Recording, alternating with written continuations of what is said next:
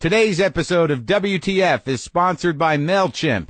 Create your own mailing lists and email newsletters for free at Mailchimp.com. Locked again!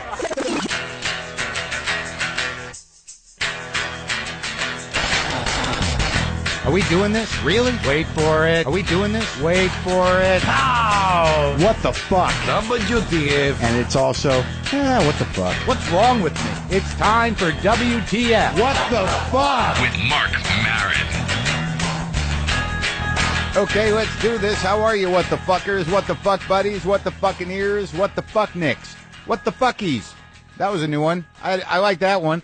What the fuckinooks? I got to talk to you guys directly in just a second. This is Marc Maron. This is WTF. Thank you for listening. I am here in the garage at the Cat Ranch.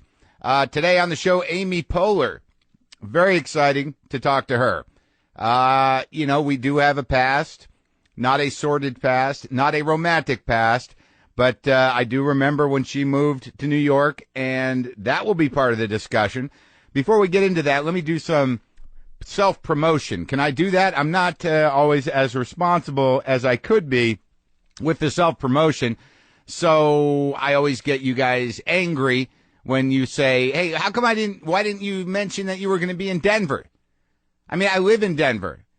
Even after I tweet it, put it on Facebook, and mention it on the show, not everybody's listening at the same time. Whatever. Okay, here we go. I apologize for that, but I will be at the Denver Comedy Works June 16th through 19th. That is this Thursday through Sunday. And then for you, what the fuckinooks, I will be at the Comic Strip in Edmonton, June 23rd through 26th. I'm going to need you there. It is another mall situation that I've gotten myself into, and from what I understand, it's an even bigger mall situation than the Mall of America. So if you guys can make the trip and make me feel like I got some friends in the room, this is not a desperate cry for help. This is a desperate cry for a good show. So if you can make that happen, come out to the Comic Strip in Edmonton. I'm here in the garage wrestling with my new glasses. As you know, I told you about my optometrist, and that experience was much more rewarding than actually picking up my glasses. I don't know what it is about me, or maybe this is a common thing with people that wear glasses. Every few years, you're like, wow, I need new glasses. Do I really need new glasses? No, I think on some level what you're saying is I have been blessed with the gift of shitty eyes, which enables me to change the appearance of my face every few years or whenever I'd like that to happen. I can change the appearance of my face. I can become a new me because I have to. I've got a problem. Why don't you get LASIK? That's dangerous. Why don't you get contacts? They irritate me. All right, so I get to change my face. So I went to the optometrist. Then I went to Oliver Peoples, of course, because I love their frames, and they're really expensive. So you really feel like you're putting a lot of money into making your face into a new face without actually cutting into your face. So I ordered my glasses a couple weeks ago, and I got them, and I got to the store, and I put them on, and I'm like, wait, how come, oh, man, and the prescription's is new, and I can't really see, and now are these glasses working? I got the progressives, and now I'm moving my head up and down again like I did the first time I ever had them, and I don't know if they're right. And I'm not sure the glasses are right. I'm not sure I like my new face. Disappointing. But the moment I bought them, when I put them on my face, I was like, I am new and different and powerful. And they're not completely new, but different enough. And I have just been born again with a new face. And now I got the new glasses on, and I'm not sure that I'm enjoying the new face. But that's my problem. I don't know if other people can relate to that. And I'm not sure the prescription is right. Every time I get a fucking new prescription, I spend weeks just going, are these right? Squinting, wondering, and then eventually you just forget about it and you deal with the slight blur of reality. That's how it works with me. So what did I want to tell you about? I feel like I've been keeping something from you because I tweeted about it, and I finally figured out a way to talk about it other than just sort of blind excitement, because I don't know that that's really my style. It is, but it's usually a slight mania about something irritating me. But there has been a shift in the way show business operates. Obviously, I'm in my garage. You guys know that. But because of me doing this in my garage, I've become a little more popular than I was before the garage. I mean, probably much more because I was bordering on obscure then. So because of the work I'm doing here in the garage and because of you people listening to the show, I got a book deal. So I have to do that. That's very exciting because I like the opportunity to write a book. Now I have to write the book, and that's happening when I have time. But it will get done. There's nothing better than that feeling of impending doom around something that you really want to do. It's that great feeling in college again. Your brain goes back to that place. It's like, can I take an incomplete? Not going to happen. I will write the book. Well, that's very exciting. But I also, not long ago, pitched a show, a television show, based on my life, that as I live it now. I'm a guy who does a podcast in his garage, and people know from the world of celebrity and comedy come into my garage and they talk to me. That's a reality. Would that have been a reality 10 years ago? Would Ben Stiller have come to my garage 10 years ago? Would Conan O'Brien have been sitting here amidst my mess 10 years ago or even 5 years ago? Absolutely not. It just didn't exist as a thing that people would do. But now it is. So that's a reality. I said, look, I'm a guy. My life is, I've hit the wall with everything, and I was in trouble, and now Conan O'Brien comes to my garage. Now, if I'd pitched that 5 years ago, they would have said that's a stretch. You really think celebrities are going to come to your garage? And now it's a reality. So that is part of the show. So then I pitched, my relationship with women, my ex-wife, my father, my producer, and we created a sort of show world, a world for a show to exist. So I pitched that to a production company, and then we all went in and pitched it to a studio, and they said, great, that sounds great. We'd really like to do this. So the studio then would, if they liked it, would go try to sell it to a network. Now, this is just a way of doing things in show business. But the way it used to happen is somebody would give somebody a lot of money. I've a few times in my life, I've been given a lot of money to write, not a lot of money, but money to write a show about me, usually with another writer. And then what happens generally is you write a script, you bring it into the executives, and they go, well, I don't know, it doesn't speak so much to, we need somebody young in there.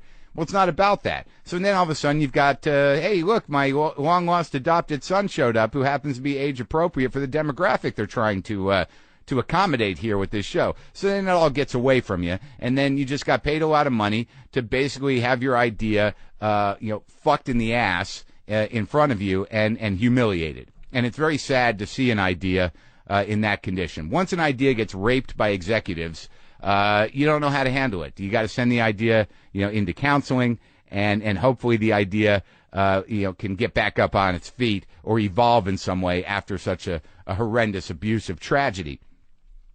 But that's not the way it goes. And theoretically, they've paid you enough money so you don't mind that your idea gets raped. So now we don't have much money at all. I don't get paid for this. We just, how do you do that? How do you make this? We got an opportunity. We decided to shoot a mini pilot as a presentation because the money's not there to create a pilot. But this is the way the industry works. I'm a guy in my garage who has defined his voice by talking to you guys and talking to my peers and people I want to interview in my garage. So that's my character. Finally, I've arrived at my character. Right now, my character is wearing glasses that have changed his face a little bit, so the character is a little uncomfortable. But the character of Marc is relatively defined.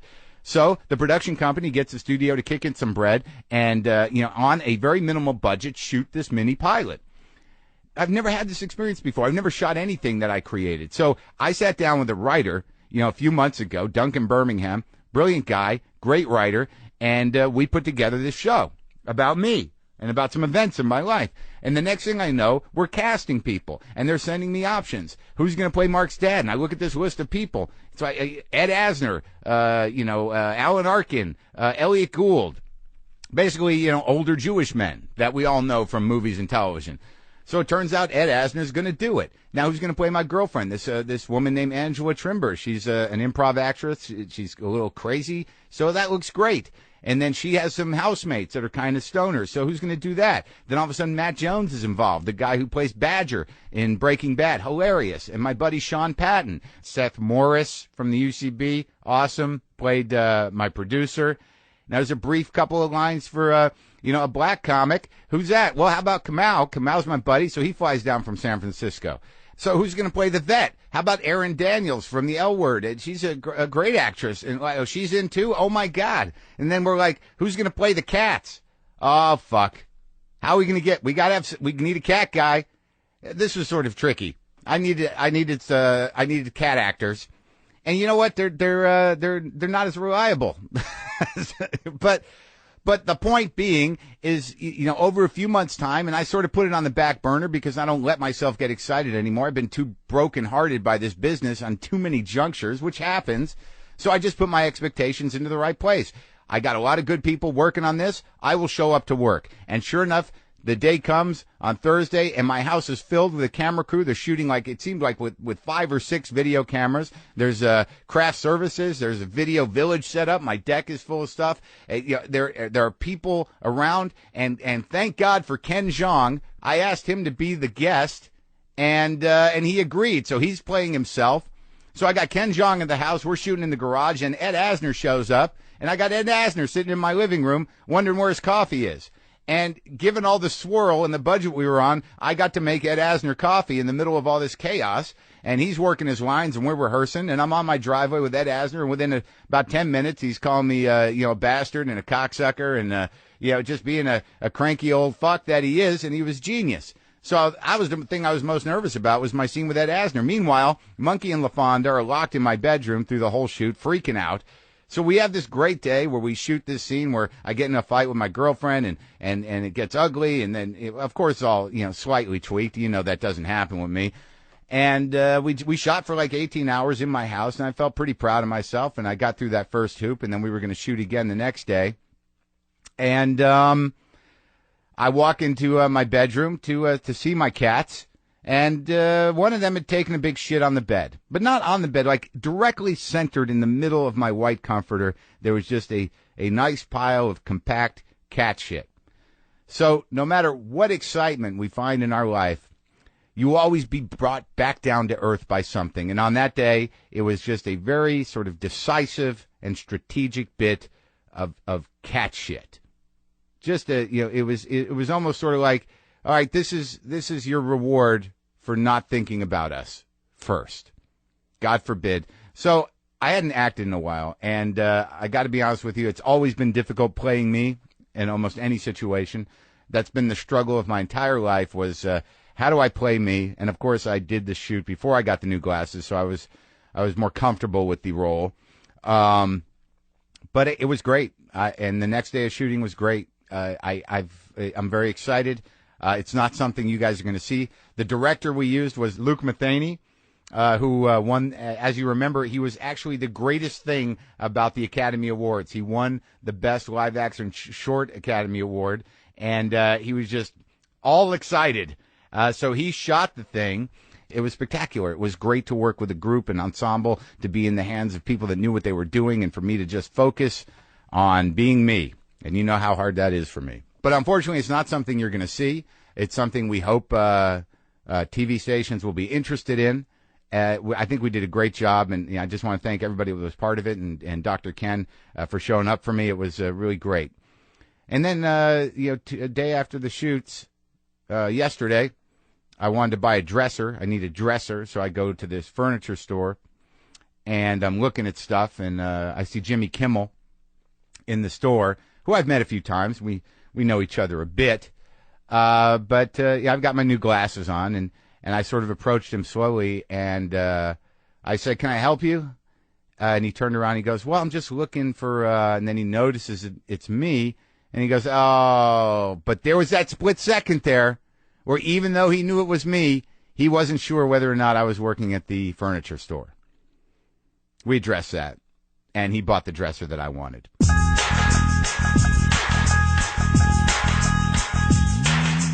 Today's episode is sponsored by Mailchimp. As you know, you heard that at the beginning of the show, but if you don't know what Mailchimp is, if you are on my mailing list, it is the email service that I use.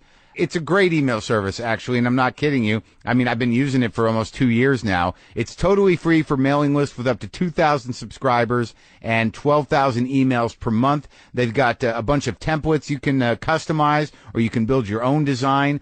If you're a blogger, you can set up an RSS newsletter to be published automatically, sign-up forms, autoresponders, reports for you to track your results. It's all there. It's easy to use. You can check them out at Mailchimp.com, and you can see exactly how many people open it and stuff. Obviously, I need help utilizing any technology, but this thing has been great. If you're on the mailing list, which you should be at WTFpod.com, because I put them out every Sunday, like clockwork. I mean, every Monday, like clockwork. That is Mailchimp in action. So do it. That's Mailchimp.com.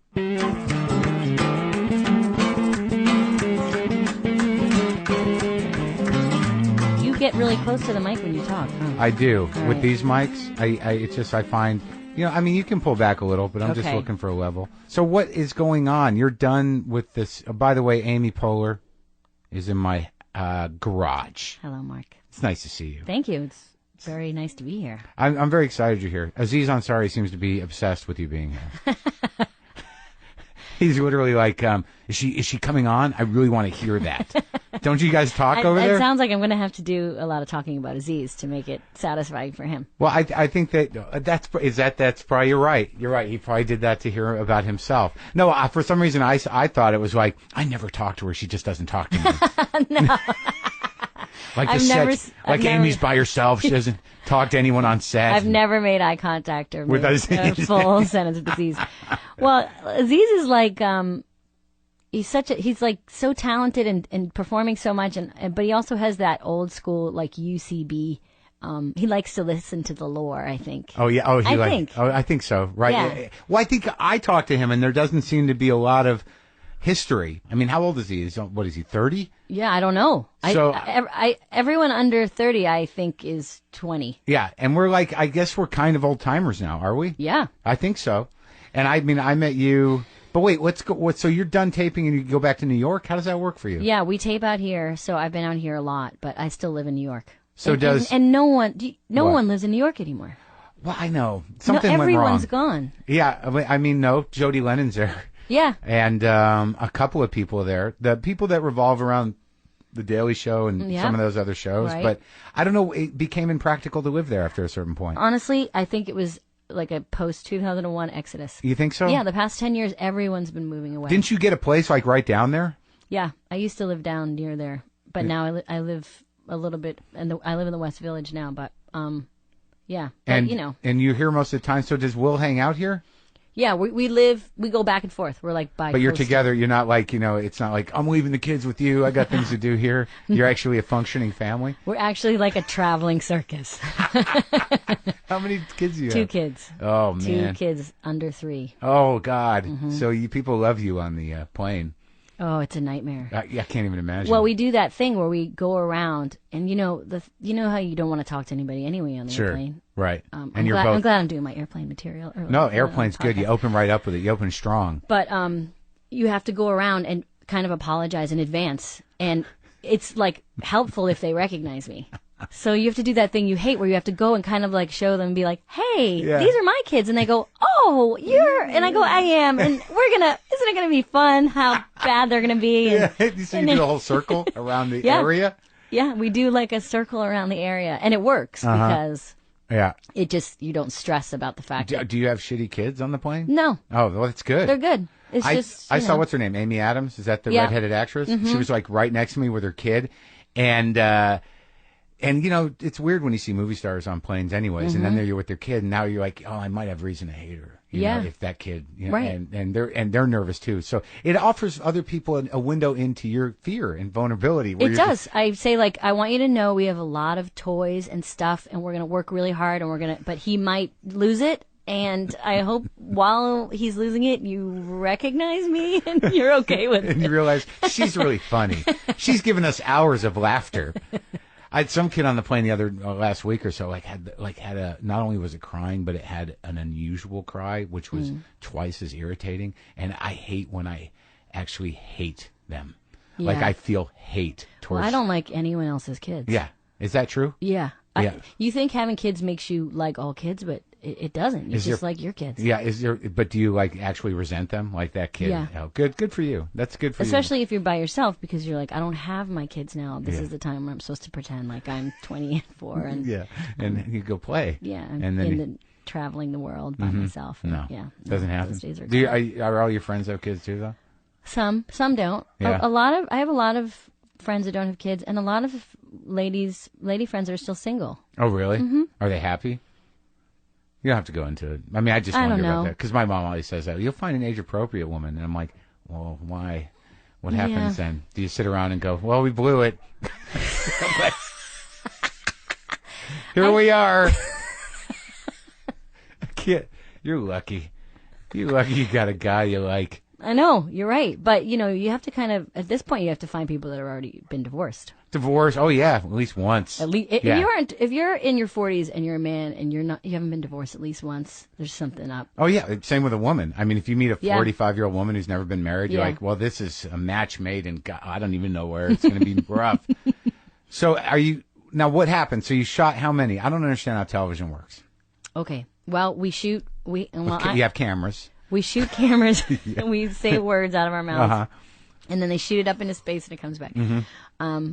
We just finished season 3 and then we're going to pick up season 4 in July, have a regular schedule, hopefully. Oh, okay. So what was it? But we did a weird shooting thing because I was pregnant and so we had to shoot around that. I've seen you on TV pregnant before. So tired of it. I mean, you're just up there with your pregnancy. Yeah, it's on SNL, right? Didn't you go on SNL? SNL? Was I got to be I danced, yeah. That's all I did. That's why I just remember you dancing pregnant, and I thought, well, that's something. Because there's a part of me that when I see pregnant women, it makes me uncomfortable because I don't see how that could be comfortable. You're right. Like I feel like you should just go home. It's very interesting when you're no longer being sexualized. Mm-hmm. What happens? It's kind of cool because you have to like rely on. There's just no like men when you're pregnant act really weird. They do. Yeah, some of them act really like into you and like, interested let me touch your belly. Yeah, and it's also fucking weird. Yeah. But a lot of guys like really they don't even want to like make eye contact with you. It's very strange. Because I think they see you as handicapped somehow. Yeah. You're sexually handicapped. But do you feel that objectification though? I mean, do you feel that like, Well, what we were like talking about being what? old, I felt like, when I first knew you back in New York, I mean, I was what? 20? No, let's see. I was there in 90. We can go through the So I was process. 22, 23. Yeah, I remember you. Yeah, and it was a lot different. I just got different attention. Sure. And it was. And you had a different energy too, I think. Yeah, we were all just kind of like. I felt like when we arrived in New York, we were kind of like we were thought of as a little bit of like the hayseeds. Yeah. We were like the Chicago ones. And only one of us was actually from Chicago, but we. But what was from the trajectory? You grew up where? In Boston, with a suburb outside of Boston. Which one? Burlington, Mass. I know where that is. It's near Lexington. Yeah. Mm-hmm. I spent a lot of time in there, around those areas. Yeah. And you had you have a family. Yeah. I have a family. You have siblings. I have a family of wolves. Yeah. And I have a brother who lives in Stockholm. He's in Sweden? Yeah. Holy shit. He met a Swedish girl and he moved there. That sounds like the luckiest guy in the world. It's like socialism at its best. Is he happy? Yeah. He has free health care. He has 2 great kids. Free daycare. Everyone's kind of attractive Everyone's there? attractive. It's terrible weather. Really? It's gray? But he cold? speaks Swedish. And Did he always? No, he learned it. Oh my, is he older or younger? He was in love. He's 3 years younger. And he's locked in. Yeah. He's Swedish now. I thought he was going to try it and he was going to miss America so much that he would come back, and he's locked in. Really? Do you go see him? Yeah. He has this awesome, crazy house. Like an IKEA house? Yeah, it folds up at night. That's amazing. Yeah. And you build it yourself? Yeah. And it comes in sections? My husband and I used to say that IKEA is Swedish for argument. That's my one joke I'll tell today. Okay. And then, so you grew up there and you went to college? My parents were teachers. Oh, my God. That's so... lefties. Lefty teachers Dukakis. who put... We like fundraise for Dukakis and Mondale yeah. and all that. Good Massachusetts lefties. And there was a high... you were taught that learning is good? Yes. What kind of teachers were they? My mom was a special ed teacher. She was all different kinds of, first grade, and then she got her master's, and she taught special ed in her high school. And my dad was a Boston public school teacher. You might be one of the well-adjusted ones. Yeah, but I think there's a lot of well-adjusted ladies. It's different. It's a different story. Like, there's a lot of good girls, at least in my class. In comedy, you mean? Yeah. Oh, yeah. Oh, I think you sort of have to be. Well, there's a couple ways you can go with that. Either you're a comedy girl that, fucks all the comics and then ends up that girl. It's very hard to rise above that, though it happens. It happens. Mm-hmm. Or you're the one that works hard and you got to, you've got to be really fucking funny. Yeah. And you're one of them. Thank you. Yeah. But that's when we used to perform with you at UCB, and we would be on the same bill. It was a lot of different styles. Well, what happened was, let's go back. Wait, let's finish up where you came from. So just so I know. So you're in Boston. I'm in Boston. I went to Boston College. Oh, see, that's I went to BU and the Boston College. Are you Catholic? Yeah. So did you get in automatically because you're Catholic? Yeah, they just right. They open the door and they just kick you in. In a plaid skirt. Yeah. You're like, am I in? Yeah. You're like, yes. But that's a good school. You're smart. It was a great school, but I shouldn't have gone there. I didn't.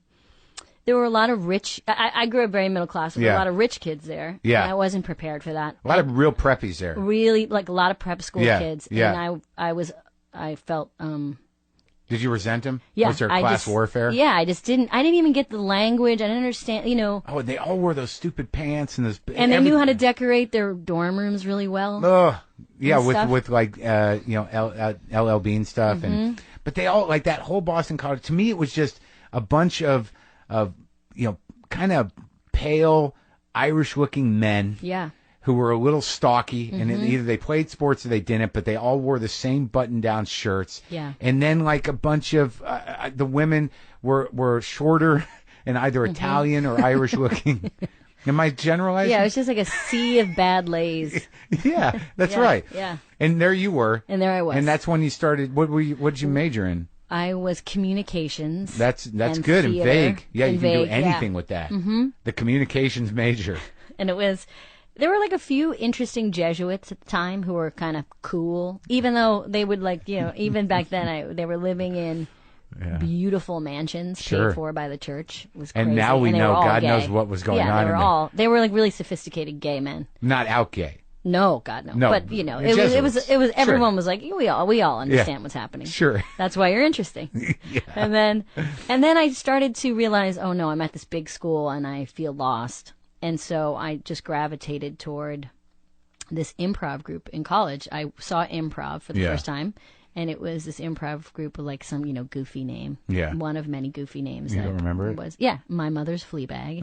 And it was this old improv group, had been around for, at that time, 15 years or something. Oh. And I loved it. I saw the show and I was like, oh, this is funny. I think I can do this. I was trying to figure out what to do. I was acting, and I knew I didn't think I could be a stand-up. And so I liked it. So I started doing that, and then kind of living off campus and hanging with those kind of kids. Sure. Bongs, beer. Lots of bongs. Lots staying of beer, up late. But and just a lot of hating the school that we were in. So after college, you went to Chicago. So I went to Chicago, and I knew I wanted to do Second City. Studied there, and at the time, when I arrived in Chicago, Steve Carell and Steve Colbert and Amy Sedaris were the seniors. They were doing their last goodbye show. I can't even imagine what that was like. There was definitely that hierarchy, and everyone knew who the geniuses were. Yeah, I mean, because they had been, you kind of got filtered through the system until you were on stage. Right.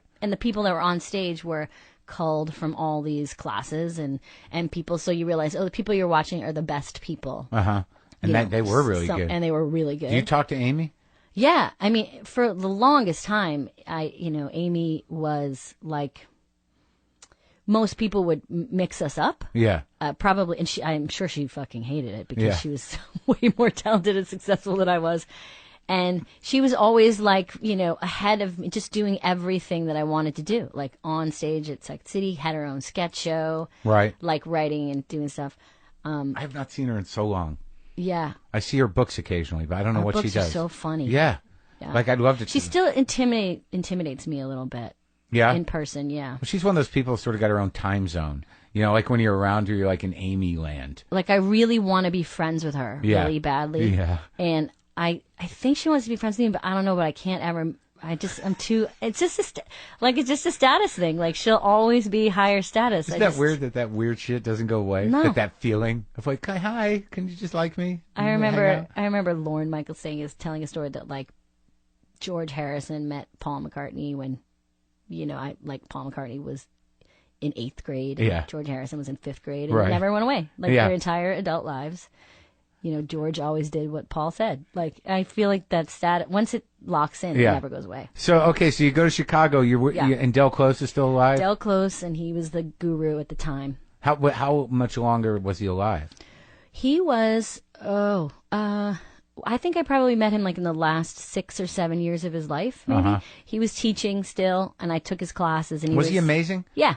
He invented modern improv, kind of. Yeah, he's kind of like the most famous guy in comedy that the public, that nobody really knows. But he started in the 60s with this group called The Committee. Yeah, right. With like Elaine May and Mike Nichols and all that. They're funny. Yeah. They've done, that Mike Nichols did all right for himself. Yeah, he's doing pretty good. He's a talented kid. Yeah, he is. Yeah. I think we're going to see more from him. And then Del was the one that was like the troublemaker. Oh. And he kind of stuck around and was the teacher while everyone else. And he had a lot of anger and resentment about the fact that he wasn't more famous. But he never left. He never left. And he was also a drug addict and, and he was a super interesting guy. And just when you're like an impressionable student, you need that teacher that's like really cranky, that everyone's afraid of, and is very like iconic. And he was that guy. He was, like the genius. Yeah. Like, all his contemporaries went on to big things, but he stayed here. Yeah. To simmer in his own juices. And at the time it was very noble, whereas like with some distance you were like, why didn't Del ever get it together? Sure. Yeah. Well, I don't know if that, like I do that too sometimes, but thank God he didn't. For sure. And he was an awesome teacher, and he really was a genius. He really was. How did that manifest itself? Like, what would be an encounter that would make you go, holy shit? Tina and I always joke about it because Tina Fey and I took classes together with him, and, we were like, this genius, here we go. And, like impressionable 21-year-olds or whatever. And he just, for like 8 weeks, just sat in class and just complained. He'd just gotten false teeth. Yeah. And he just took his teeth in and out and just fucking complained about how much his teeth hurt. And we're like, this fucking old man, what the fuck is he talking about? That's a genius. And, yeah. But, he never laughed at anything. He never thought anything was funny. And then he'd just say one really amazing thing every week. Oh, really? Yeah. That you never forget. Yeah. And he created this community of people who felt like they belonged. They were hanging on his every word. Yeah. And they were just waiting for the genius. Yeah. And they were like sitting at his feet. I once had this idea for a show called Living with the Genius, which was like a bunch of young people who were at a group house. And there was this one dude there that was like 40 or 50 years old. And there's this myth built up around him, like he'd done this one thing, or like he's a genius. But like during the entire run of the series, he just says things like, "Whose milk is this?" And, like, and everyone just, yeah, exactly. That's a really funny idea. I know. I don't know what I'm in the sketch world. Yeah. So every once in a while I talk about it. It's a good idea. This one sketch I wrote. I don't have it takes too much rejection involved in that world. I know. So you guys, you did your Renegade thing. So you and Ian and Matt and yeah. So then I met those guys. They were like the Matt Besser and Ian Roberts at the time, and Adam McKay. And I've talked to him. Yeah, I listened to it. It was great. And Neil Flynn, Ali Faranakian, and Miles Stroth, all these guys. Faranakian. Yeah, you know Ali. I do.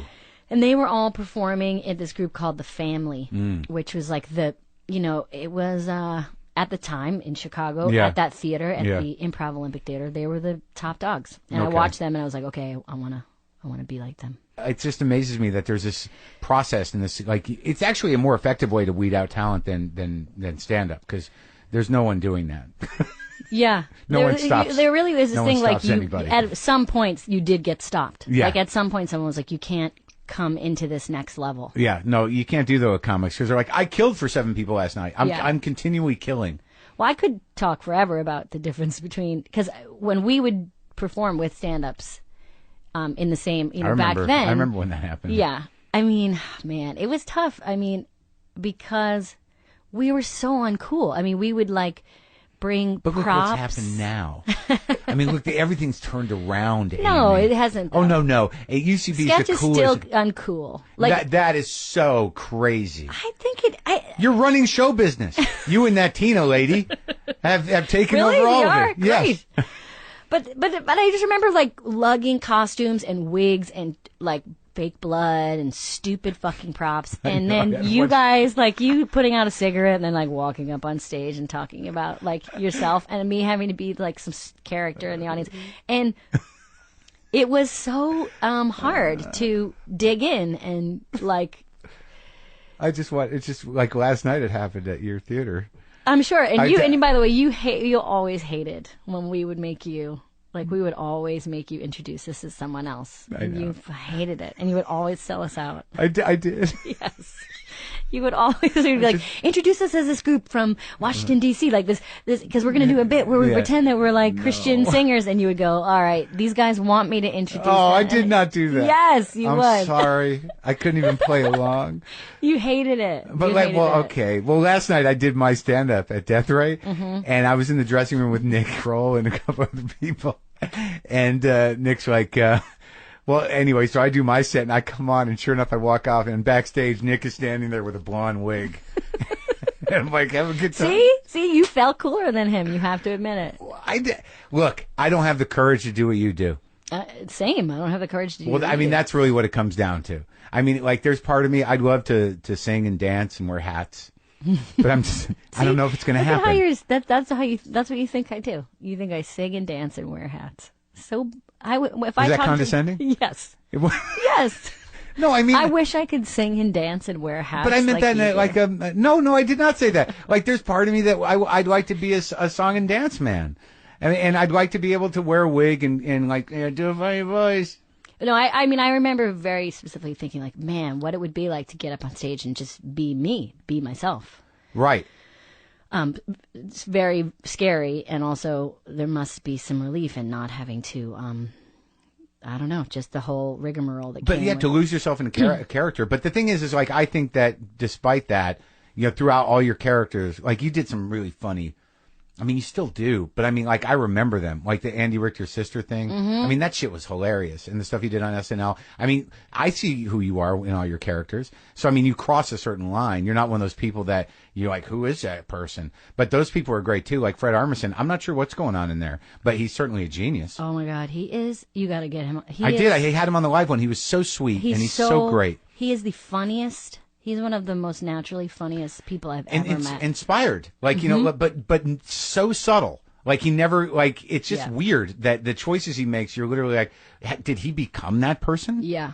Like, but he's one of those guys I look at and I'm like, I'm constantly thinking, like, what's going on in there? Yeah. Right. And I've seen him with other people because he's always joking around in a really subtle way. Yeah. And he's always ready to joke all the time. And I love it. But I see some people, they don't know how to handle it. Right. But, when we would perform in like a variety show, kind of like Rebar, I was an asshole. Lounge, there's no doubt. You were an asshole. I mean, Matt used to drive me nuts. You two, I remember you guys getting in a fight. I don't know if you and Bester talked about this. I don't think you did, but I remember you getting in a fight at Zach Galifianakis. Zach used to have an apartment next to Luna. Right. Remember? Yes. There was like a roof in the Lower East Side. We all used to go to after And this shows. when you were dating Besser? Yeah. How long did that go on for? We dated for like 4 years. Yeah. We moved from Chicago to New York together as a couple and lived as a couple. Right. And started the UCB as you were a couple. And then broke up while we were doing our sketch show. Was that bad? Yeah. Bad breakup? No, not a bad breakup. It was just like so tough to work with someone. I couldn't imagine that. Yeah. Okay, so what happens? I yelled at him?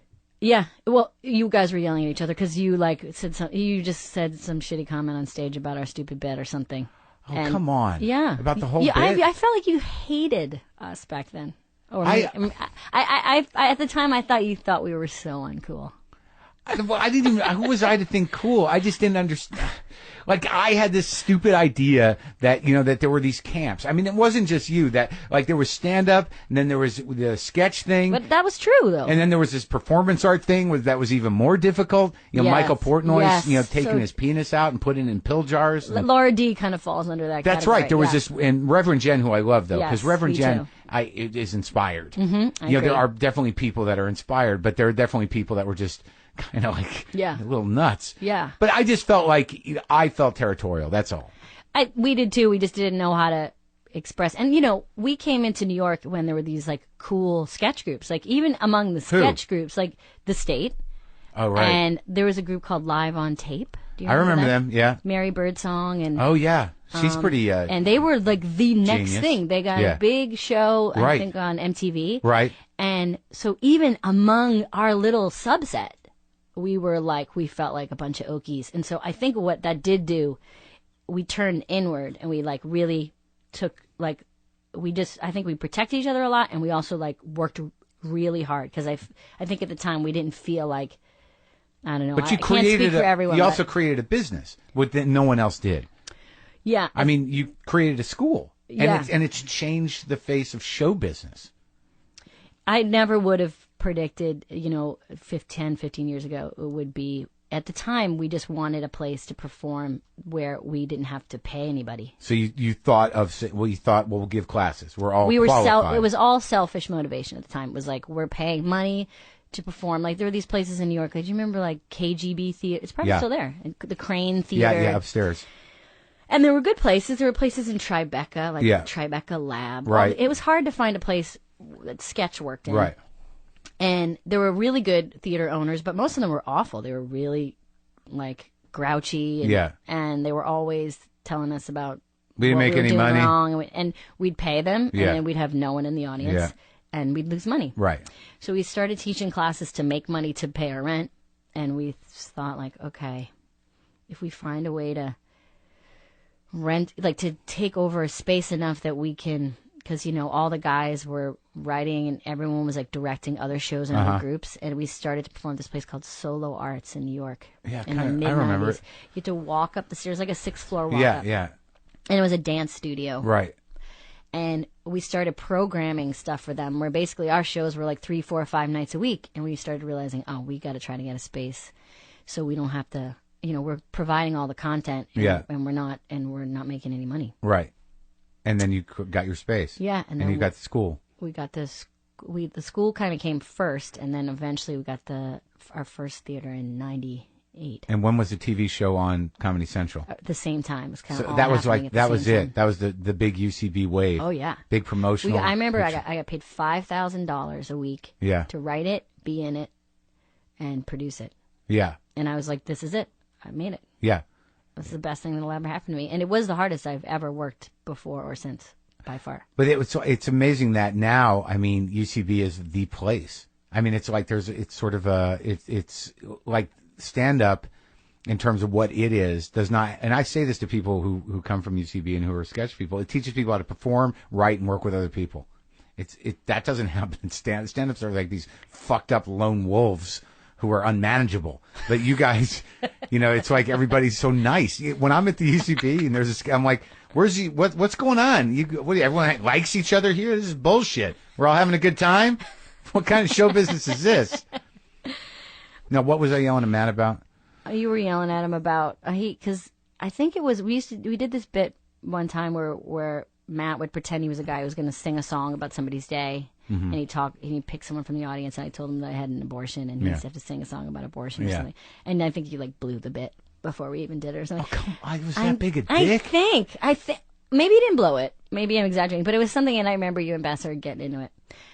We always rubbed each other the wrong way. I know. We're okay now. I know. Well, you guys are more similar than you are. No, I know. Of course. That's always the case. Yeah. And he and Besser was, I got to say, in those early years, the one that told us we're going to do this. Like he was the visionary. He was the dreamer. He was the one that talked about theaters and schools and shows in a way that I don't think I couldn't even picture at the time. Yeah. He dragged us along in many ways for so many years. And at the time, because I was the only girl, like, you just had to fend off getting picked apart. That's what happened with those big sketch groups. I think sometimes people were doing other jobs and whatever, so you had to kind of... Right, people leaving, spinning off. Yeah. You guys were just getting a job. I mean, it wasn't like fame. Yeah, it was just like, do you want to, try to do this, Well, you were always like, I remember early on when, before the show and maybe a little after the show, everybody talked about you a lot as this sort of like, this is the funniest person that nobody knows. You know what I mean? I remember that there was a lot of heat around you. Now, you guys you were in New York long before Tina came with Rachel. Yeah, I came in 93. And then Dratch and Faye showed up. Dratch and Faye showed up later because Tina got hired, I think, I don't remember. But there was a lot of buzz around you, and you were always really fucking funny. And I can't believe that I was ever mean to you personally, because I always thought you were really fucking funny. You were never mean to me personally. Because I always had a lot of respect for what you were doing. And I remember you definitely stood out. So when was outside of the UCB show on Comedy Central, what was the big break? I mean, when did that happen? Well... You started doing sketches on Conan. There was one moment, I always was curious if you were there. Do you remember, there was a night in New York in like 90, maybe it was in 96, 97. Ooh. Yeah. Okay, Where I'll try. Luna Lounge, where, everyone used to host a week of it, and we hosted it. It was a big deal to host it. We were like really excited. Right. And we got everyone in the audience high. Yeah. Do you remember that? I kind of do remember Everyone who that. performed was high. And then we walked outside, and Cynthia True, who was a New York... writer. She used to write for the Time Out. Yeah, Time Out. Yeah. She did a thing where she walked down the street naked. Yeah. To raise money for her rent. Yeah. And it was like, I just remember it being like this New York moment where even then I was very, and Janine, I remember Janine Garofalo like running up to her and offering her money, like, don't do it, you don't have to do it. Yeah. Because Janine was like totally neurotic about it. And anyway, I just remember that being the quintessential, like, for me. Melding of drugs, Lower East Side performance drugs, art. nudity, yes. Sketch, and that was it. It all came together. It's like, it's been this downhill is the pinnacle ever since. of what the Lower East Side meant. Yeah. I get that. Mm-hmm. So how did Lauren find you? So Tina and Dratch and Horatio Sands started working at SNL, and then I think, they just told Lauren about me. And, and Adam was there, okay? Yeah. And, Adam was the first guy of UCB to kind of leave and go get a real job. And he was always the one that... He certainly did all right for himself. Yeah, he's doing pretty good. Yeah. He was always like, he's like, I always predicted huge success for him. Like, he was always going to be successul. Really? In my mind. Yeah, no one ever said that about me. They always said, like, it's going to be a struggle for him because... He's got a lot of problems. I was always one of those, he's so talented, but I don't know if he's going to... Why isn't it working out for that guy? Brian P. Sane was in here yesterday. Dave Becky didn't say that. Dave Becky never said that. To who? About you. Oh, no. No. You were Dave Becky's number one. Oh, come on. Yes, you were. You were his biggest client. Well, that was a long time ago. Well... Maybe he was always very supportive, and he always wished the best for me. I just don't think I had, whatever. We don't need to talk about me. Okay. And that's a first. I want that to be marked here on this show that Marc Maron just said we don't need to talk about me. Amy Poehler brought it out of me. I like to listen to this podcast because I like to hear you talk about. Well, I was one of those guys where it was like everybody assumed that I had a certain thing, and they'd all make up what that thing was. Like, he's got an attitude. He's, he's a little angry. He's like, they all had this idea what I was, but I never quite fit into them completely. So when I'd show up, I was always too much or too little it was just not quite right until I do a show in my garage.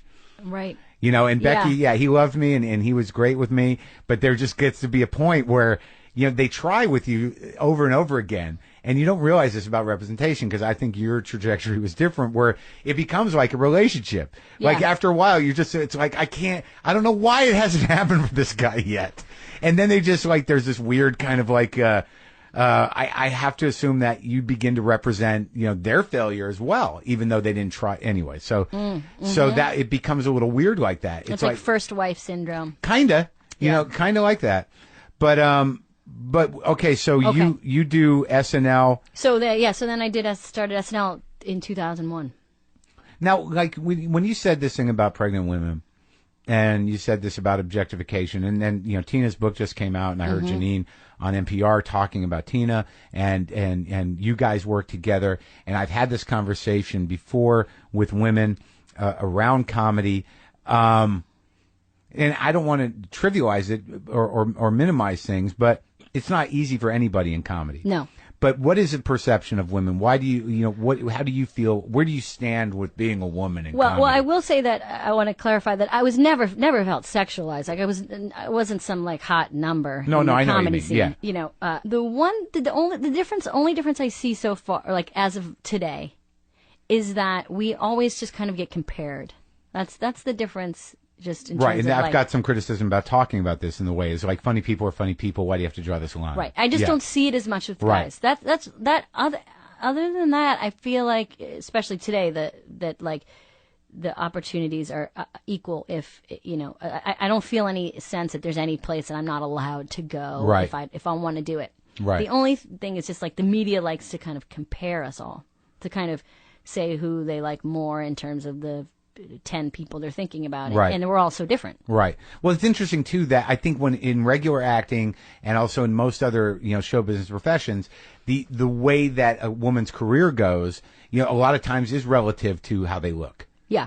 And how they can continue to be cast. Whereas like when you're funny, if you continue to be funny, you sort of stay there. I mean, like between you and Tina and like Maria Bamford's a genius, and you really think about some of these, some women who had these long careers, you can go a lot further than if you're just a straight actor. Yeah. And also, like Maria and Tina and Sarah and others, like, you just keep creating your own stuff, which most people have to do anyway. It has nothing to do with whether or not you're a woman or not. Like, most people you have to create your own opportunity. It's very rare that someone kind of casts you in this perfect thing and they give you this amazing script and they're like, I wrote this for you. Like, it's very rare. You have to generate. Yeah. Are you and Tina pretty good friends? Yeah. I mean, we've been friends for ever. It's very odd when you guys end up on TV. Just people I know in general. I know. Like I don't I just assume I can't talk to those guys. Really? Yeah, how am I gonna get a hold of Amy? I mean, it's like What? Are you crazy? I know it's crazy. That's so right? weird. I know I'm crazy. Yeah, that's weird. But I will say this moment, like the water level, like the amount of people we know, and who are famous, I don't think it'll ever be this way again. Like I feel like I know a lot, and this is going to sound so douchey, but it's real. Which is the people that I kind of came up with. Yeah, they're all working now. Yeah, and it's like we're all gonna, half of us will stop working. Like, really? I just feel like this is the highest level okay. So we have everybody working. People that I actually know and people that are working and famous. Does that make any sense? But then there's think about all the dozens of people that, you run into. You're like, I don't know if you remember me, but I was like in the group before you in Chicago. And you're like, oh, hey. Like there's a lot of people that didn't, make the cut. Right. And that's a little intense. But maybe they will, I don't know, 10, 5, 2 years. I don't know. Maybe if they're lucky, they'll get away from it completely. Find something to do with it. There are a few people that are like really doing something that I am like, I can't believe, how did that happen? There's very few people. Like that I'm like, well, those lucky, like they're so lucky. One thing I've learned from doing this show and also just being in the business a while is that the people that succeed, they deliver. They work hard and they deliver. I mean, if they don't have that capacity for work and continuing to generate, they don't last that long. Yeah, they're sort of like, what happened to that guy? No, he did that one season. I don't know. No one's seen him. Right. But it's okay. So now Parks and Recreation was very funny. I feel like I haven't been funny in this at all. Are you supposed to be? I don't know. I don't want you to leave. Do you want to? Okay. Do you want to do put on a hat and dance? Sing? So demeaning how you talk about what I do. It's disgusting. I'm sorry. Okay. Wasn't there a time where you wore hats and maybe a wig? Yes, I'm sure we wore wigs on top of hats. Yeah. I'm sure. That was a bit. That was probably the whole angle, yeah. The bit was that we had hair growing out of our hats. I'm sure that was the sketch that we did. I'm not. While you guys were wearing skinny ties and smoking. And I'm so not trying to be condescending. I have a lot of respect for what you do. I know you're not. And I like your show, and it's very funny. Thank you. And I do have some questions about it.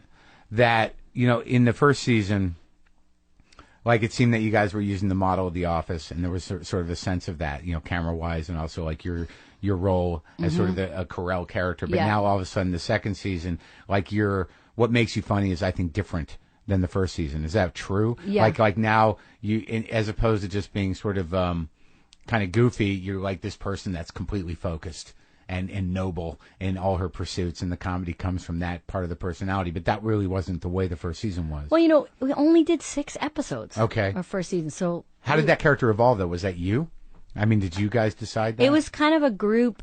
We shot 6 episodes all at once, and none Yeah. of them had aired yet. So Yeah. then they started to air. Yeah. And I don't know. I don't feel like she got totally different. Right. But I think we kind of started to. It's different with. You ever watch the show The Comeback? Lisa Kudrow. It's a great show. I watched a few of them. Yeah, it's really good. But there is a little gender politics or something. Like, it's a little bit harder to be. It's easier to be meaner to a character that Carell plays than it was to be mean to me. you? Yeah. And nobody was wanting to be mean to anybody. They were just wanting to be funny. But it was reading sometimes like I was like a bit of a punching bag, and it wasn't. I think everyone just kind of self-corrected that a little bit. But it was small changes. Like, we never had a moment where we were like, this has to, like. But I mean, when you bring up season 1, I get the sweats because I think about how scared I was to be compared to him in any way, and all we were just totally compared to them in the office in every way, and it was like, she's not as funny. But it's sort of the same machine, right? I mean, didn't? Yeah. Yeah. Well, it was Greg Daniels Yeah. and Mike Schur. Yeah, but again, like it was. But you're just as funny as Steve Carell. You're just your own thing. I mean, I'm not as funny as Steve Carell. No, he that guy is so funny. Okay. I gotta say. All right. Again, he was Yeah. the senior when I was a freshman, but anyway, yes. So we switched. We tinkered with it a little bit in season 2, I think, and also I think just the cast, like, everybody started to actually know the characters. But also, there's this like the whole playing earnestness, because I think Yeah. that's Steve does that too. Yeah. I mean, that, like, he's playing it he's very earnest about who Yes. he is, and I think that the more you elevate that, the more comedy comes out of it. Do you make those kind of decisions? Well, I liked the fact that we got to play like real moments. Like, Yeah. there's not a lot of cool police on that show. Like, there's not a lot of people aren't afraid of like genuine moments, which I was excited to do, because coming from sketch, it was so temporary Yeah. and disposable. So you're letting emotions sit there, Yeah. like that. Well, Acting, even, yeah, just acting. right. That's what it's called. Yeah. Oh. But it's true. But it was like, oh, that's what it is, where you get to just play the moments in between. You don't have to stress about filling in. Well, there was that arc with Louis. Some of that Oh, was that was pretty so great. fun. He was so great. Yeah, And because Louis is a great actor. well, yeah, he knows how to sit there. Yeah. Kind of like, there's something about Louis not talking that's very awkward, and like he'll just amplify the awkwardness of any situation, and that makes it really funny. He put on played a cop, and he loved being in the uniform. He loved it. He wore it all day long, and it looked so natural on him. Really? Yeah. Like, he really looks like a cop, and he really liked it. Like, Yeah. he liked everything about it, and I think he enjoyed it. But he was, doing his show at the time, and it was nice enough to come and do it. But I always felt like I would have chemistry with Louis. I always liked Louis. I mean, I think he's Yeah, amazing, but I always liked him. I liked him off stage a lot too. Yeah. Like, I liked. he's very thoughtful, Yeah. kind of intense. He's- Thoughtful. I think he's guy, comfortable Yeah. around women. Well, he grew up with a lot of sisters. Yeah, Yeah, so that helps. yeah. I always felt very He was the only man in his comfortable around house. him. Yeah. I mean, like, I think he's got 2 sisters and his mother, and he was the guy. Some guys are like that, where you can see where they're like, "You're okay," and then, but with men it's a little trickier. Yeah, I don't know if that Louis is like that, but I always felt like very comfortable around Louis. right. What do you mean with men looking at the same way, like women comfortable around men, or? Well, you know how. Well, I guess this is like just What? human nature, but like, how you meet some women, Yeah. and you can tell that they really identify with guys, and they are just trickier with other women. Right. Sometimes the version of that Oh, for right. I guys get is it, I like, get it. yes, mothers and sisters, and like, okay, I'm gonna like, at the worst be patronizing to you, at Yeah. the best be very Yeah. tender and connected to you. Yeah. But when a guy comes around, that it's gonna get tricky. Right. You know what I mean? Yeah, I I do. don't know. No, I do. I'm not classifying Louis in that category. I'm just saying that I always felt very comfortable with him, so I thought we would work well together. And you did. It was good. The first movie I ever did, he did like a short film, and I did I was Woman Sprayed with Hose was the name of my character, and he In his movie? Yeah. And I think I wonder which movie was It was that? called maybe Tomorrow Night. Tomorrow Night. Mm-hmm. Sure. Like I think I didn't get to be in that movie.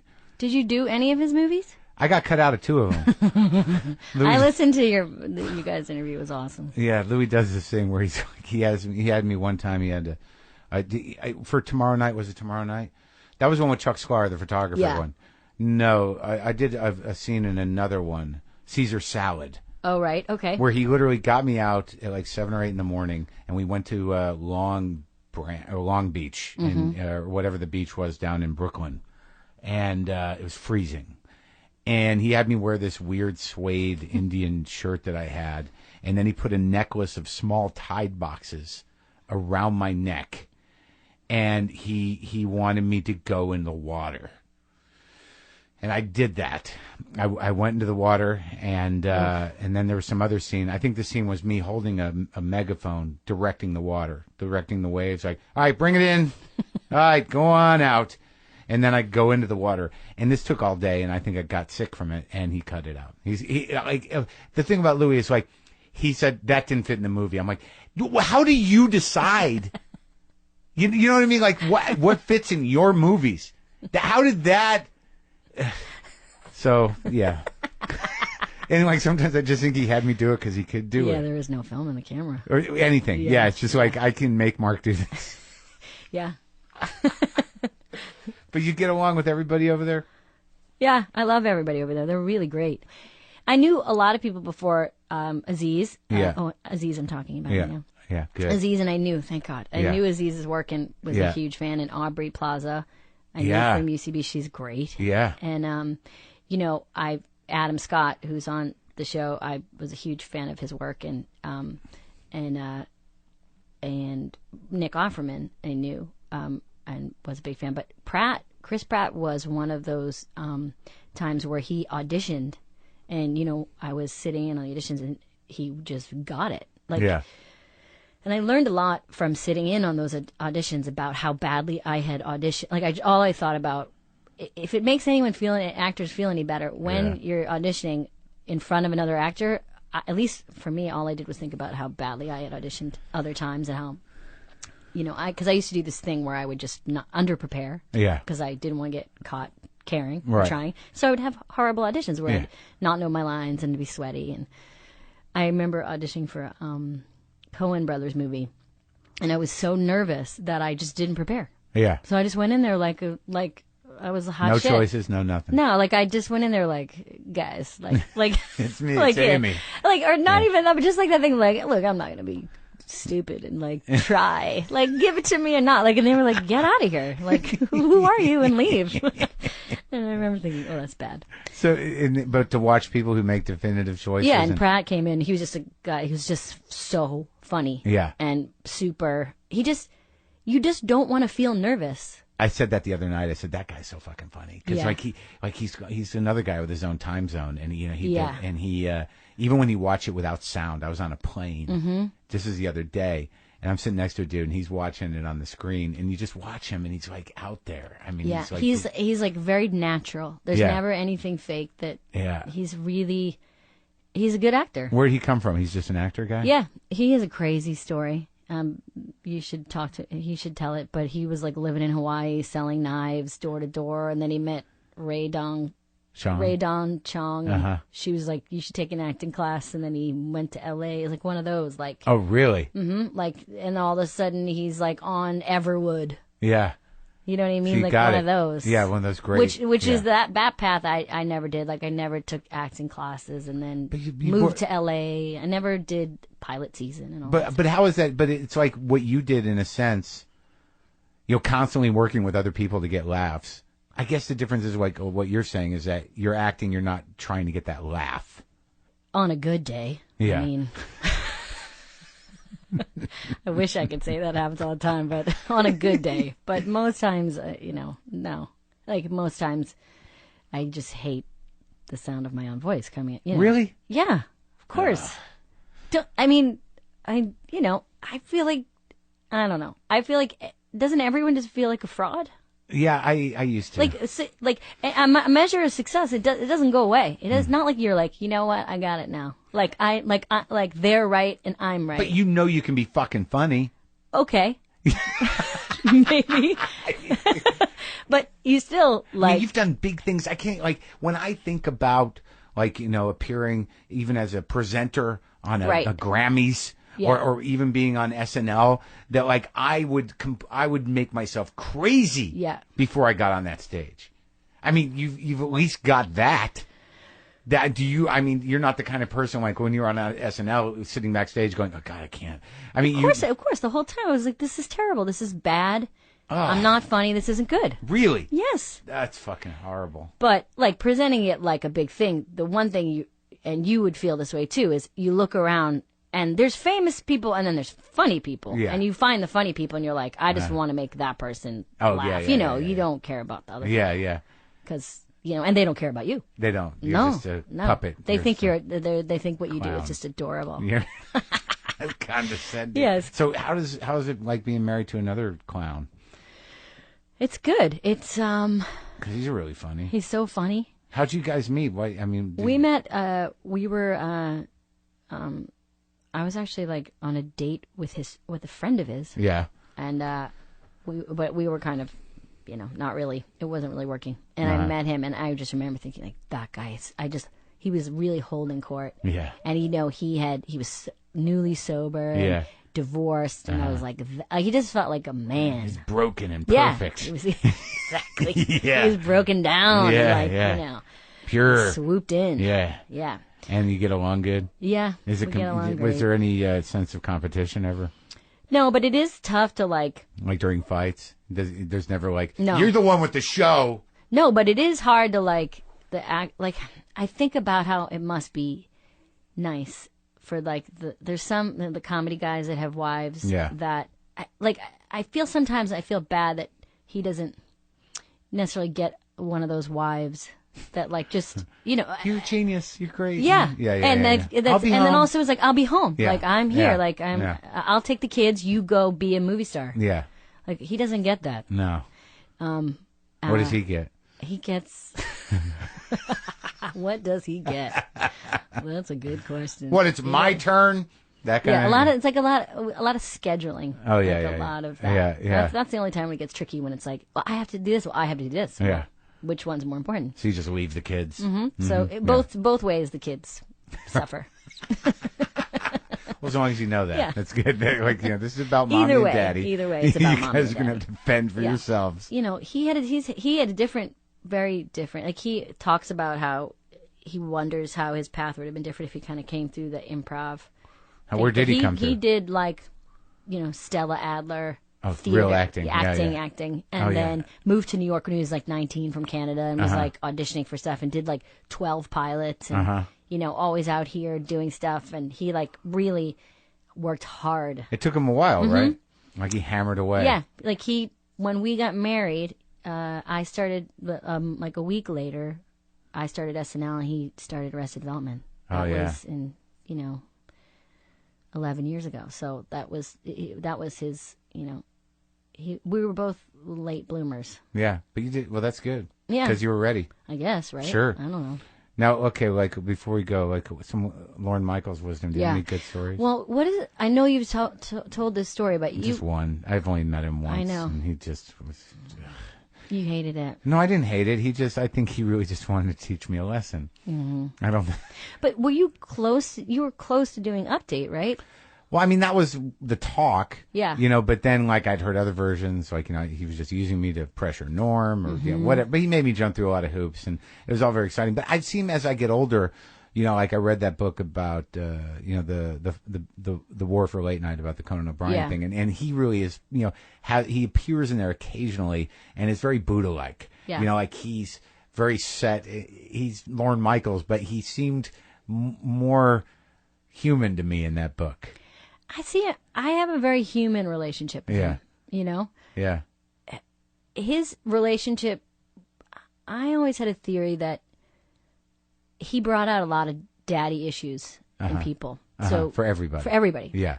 And the way you kind of reacted to him, not always, but was sometimes indicative of how you had to deal with your own father.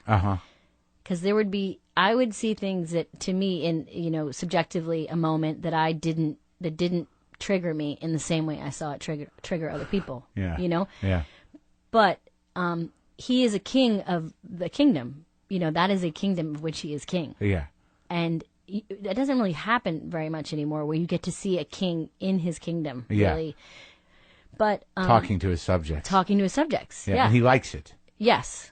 And I liked it too. I liked it. The attention. I liked the attention, and I also just found him to be very fair. Yeah. At the end of the day. In the sense of what? I thought he was fair. And again, this is my experience. I know everyone's had many different experiences, but I found him very fair in his creative decisions. Like, I always thought he was,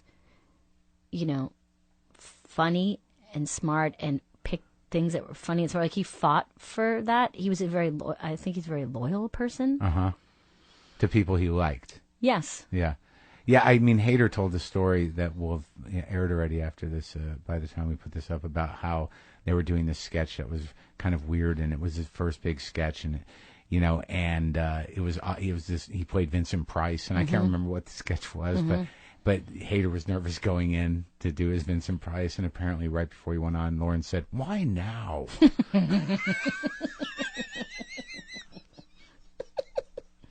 Which is sort of brilliant, but completely undermining. Yes. Yeah. And what a terrible thing to hear right before the sketch. And it kind of fucked with him completely. Yeah. But I think that his intuition must be pretty amazing. I mean, were there moments where he would direct you or make suggestions and it would just completely make you insecure? Not insecure, but there would be times where, like, I can remember one time we were doing a bit.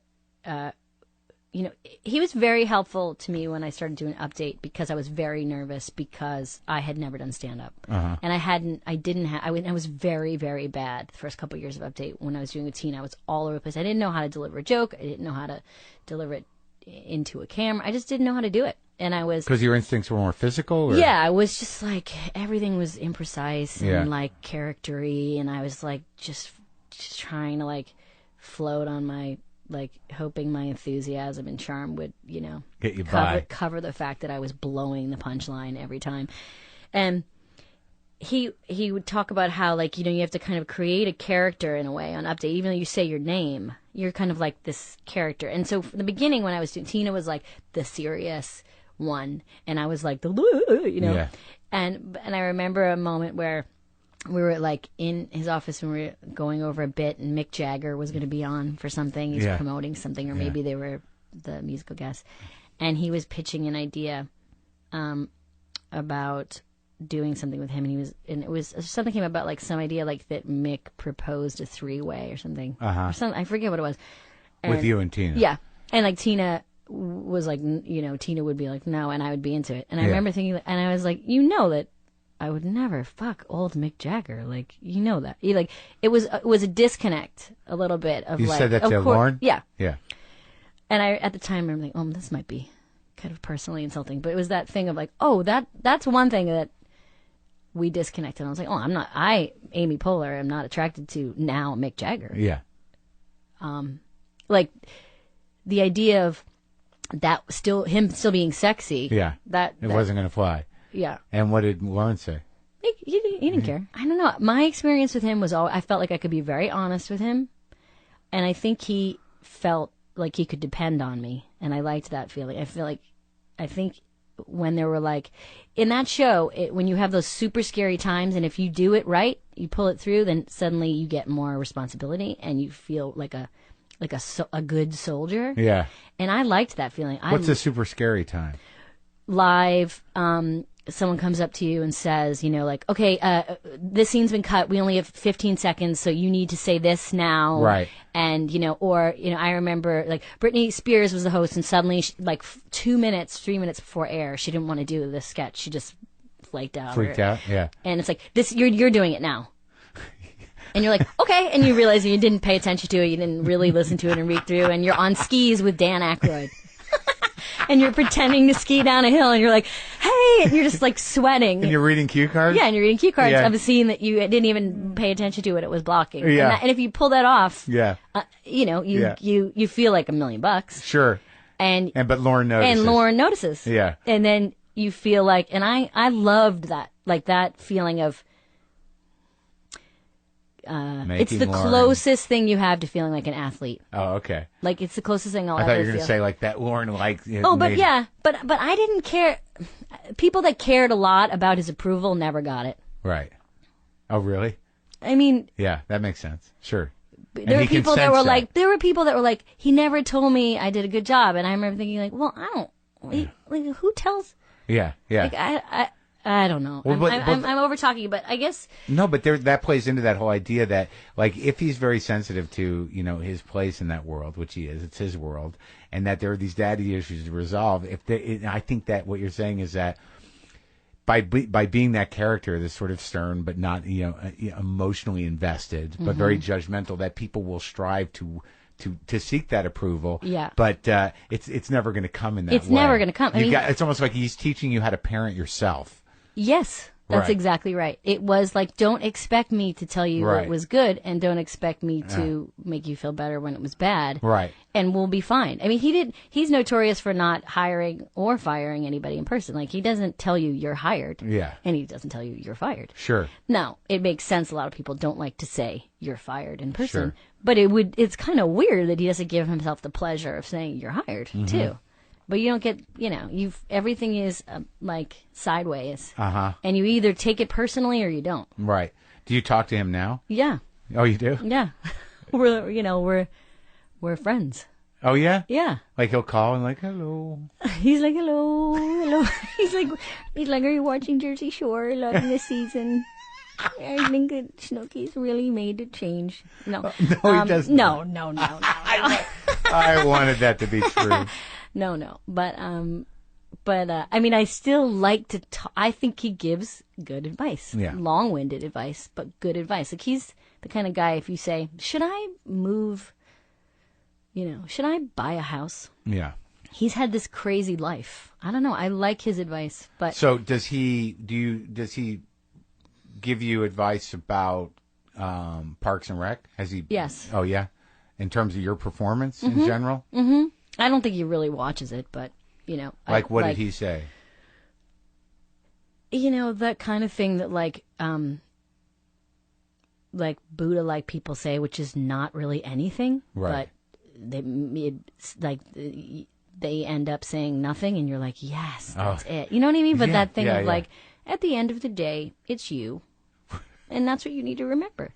It's you there, and you're doing your thing. Yeah. And there is where you're supposed to be. Yeah. And you're like, yes. Finally. And then you walk in, you're like, wait a minute, what the fuck are you talking about? I think it's just it's just an approval thing in a way. I think it is. And also, he's had to, I have to say, having had the experience of up close at SNL, there's so many fires to put out, and there's so many personalities and people with real, there's like the neuroses of the host, and there's the cast and everybody, and he doesn't always get it right, but the history of personalities that he's had to manage is really, really interesting. And I think he's really good at getting what he wants. Like, it's fascinating to watch when someone's like, I'm not going to do that sketch. And he's like, no, I know, you're not. And when you do it, it will be fine. And the person's like, no, I know, but I'm not going to do it. And he's like, you're not doing it, nor should you. But I think when you find yourself doing it, you're going to end up doing it. It's amazing. He's incredibly persuasive and getting people to do what he wants. It's so... I think his sensitivity to the type of insecurity and insanity that performers are. I mean, especially comedic performers. For him to sort of reign over like that range of personalities that he has, which are performers, and to know how to sort of work them it's not. I see how it could be misinterpreted as manipulative or weird or evil in a way, but he knows what he's doing. I mean, no one has had to deal with such a history of insanity as that guy. And it is, a family. It feels like it. Some people don't feel like they ever belonged in it. It's like, Did they everybody's stay in it, though? experience. I mean, I would think that the people that stayed the longest must have felt like they belonged in it. Yeah, like, when I talk to other people, their experience, and it also, the show has had such different. Do you guys have reunions? Like, are there? Well, it's weird though, when you meet a person who was on SNL, that's all we talk about. Oh, really? So I just saw, who did I just see? Kevin Nealon the other day. Uh-huh. And that's all we talk about. It's like a weird, It's a very unique experience. It's Yeah. like astronauts. There's not that many of them. That's Right. someone's joke. I can't, or is it a joke? It's just a reality. That it's a small club. But I can see if you had a brief meeting with him and you felt like perhaps you were being used as a pawn, you were probably right. Right. Well, I didn't think that till afterwards, but I do think I was being, because someone told me that. Oh. But I do think I was being schooled somehow. Yeah. And that, that whatever he was looking for, that whatever shot I had at it, when he did that sort of probe of me, he didn't see it. And I felt that. Like, he's like, I need to look in your eyes for a minute. So I'm doing that thing.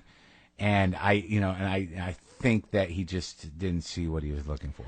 I bet he had made his decision before your meeting. Sure. Then why do you make me wait 3 hours? Yeah, that's a weird, like, old school, like, Hollywood thing that's still stuck around. Yeah, I was waiting in that dressing room for like 2 hours by myself, and then Tracy Morgan showed up. Right. And his hair, all I remember about Tracy is that his afro was perfect. Like I What makes a perfect afro? It's symmetry. Well, no, it was shiny. Like he was ready. He was ready. He was. Was he lit up. auditioning then, or was he on the show? No, these were those. No, that was before. These were the meetings to get cast. Right. He'd made it to the waiting room at Lorne Michaels' office. Well, there's many people, maybe some that were in this done this podcast, who have like taken long walks on the beach with Lorne and not been cast in the show. Yeah. Oh no. I haven't talked to anybody that's had that experience. Who have I really had on here from SNL? Just Janine and Bill. Well, Hader was on a live one, and Odenkirk was there. Right. Yeah, I mean, he wrote and there. all their experience, like Janine's experience, is way different. Mulaney, Yeah, I've had on. Yeah, he seems pretty shiny. Like Yeah. he seems very efficient. He seems like he's going to win. yeah.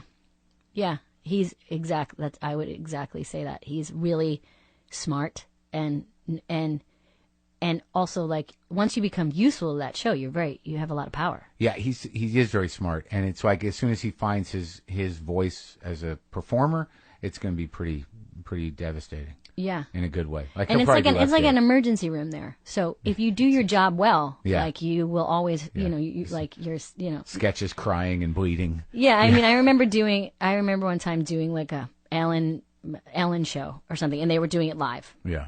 And it was in New York or something, and there was like a 3-minute commercial break, and they were moving a couch. Yeah. And there was so much yelling, and like, look out, we're coming through, whatever. And and it just is like, at SNL, nobody yells, nobody panics. Yeah. It's really cool to watch because it's like it's like an emergency room. Nobody like goes like, we're never gonna make it. Oh yeah. We can't do this. It's just like shit no one does flying it. around. Yeah, but very quietly. Yeah. Everyone's really good at their job. And there's a set. Yeah. Yeah. And there's just not the histrionics aren't allowed. Yeah. And they kind of aren't allowed in the cast too. So you kind of don't.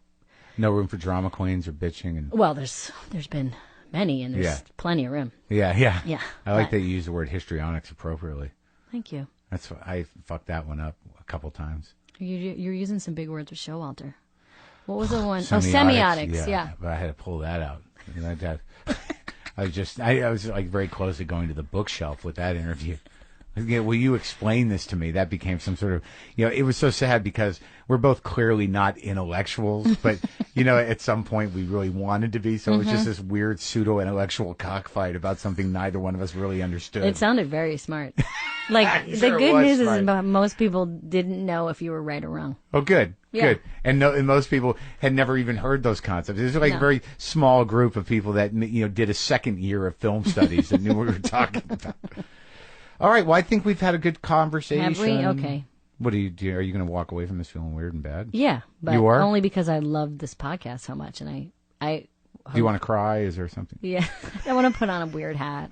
And No, I just want to sing a weird, sketchy song for you. There's a pink hard hat. Oh, there is. I want to point out for Yeah. the listeners, there's some crazy hats. There's in my several. studio. There's a what looks like almost like a what That's would a you say gardener that hat. like? That's a It's a gardener gardener hat. I was gonna say like a white guy on vacation. Like that would be a hat you would wear if you were like. No, that was something that was bought at some point to work in the garden. The pink hard hat was a gift because I did a Uline thing.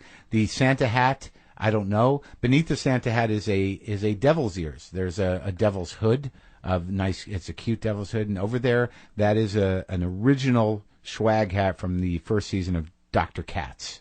I could do 45 minutes of material with those God 5 damn hats. it! Let me get my flip cam. I will give you 2 1-hour plays based on those 5 hats. Called And, hats. and all I need is a fake mustache and a bucket full of fake blood. Okay, And we're good. Let's do it. Thanks, Amy. Thanks, Mark.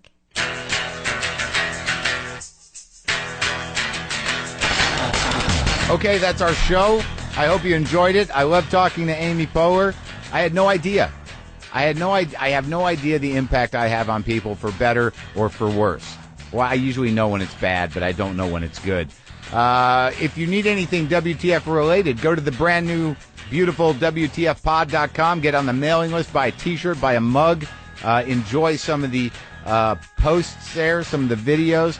Go ahead and leave comments. I'd like to get that thing going. I'd like to make it a living, breathing site. I'm trying to keep shit updated there, but I've been busy. Please come to Denver. The Comedy Works, June 16th through 19th, or come to Edmonton. Oh, God, please come to the mall. To the Comic Strip, June 23rd through 26th.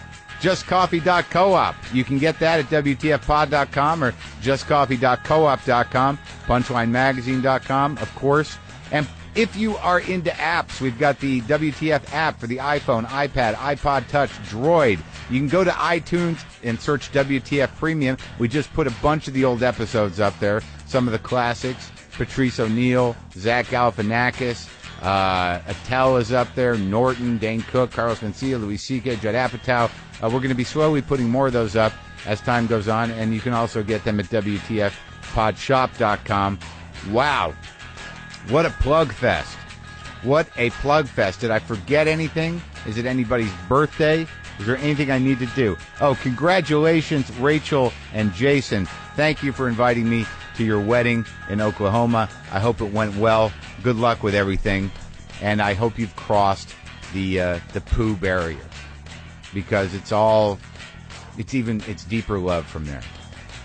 Once you get that out of the way, who knows what the possibilities of your intimacy will hold. Thanks. I gotta go.